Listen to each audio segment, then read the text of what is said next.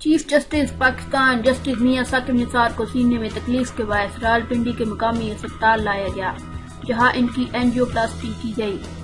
जराये के मुताबिक chief justice Saqib Nisar को सीने में दर्द के बायस फौरी तौर पर रावलपिंडी इंस्टीट्यूट ऑफ कार्डियोलॉजी लाया गया, जहां इनकी एंजियोप्लास्टी करके इनके 2 स्टेंट डाले गए। जरा के मुताबिक डॉक्टर्स का कहना है कि चीफ जस्टिस की हालत खतरे से बाहर है, ताहम उनके अस्पताल से वापस कर जाने का फैसला डॉक्टर का बोर्ड करेगा।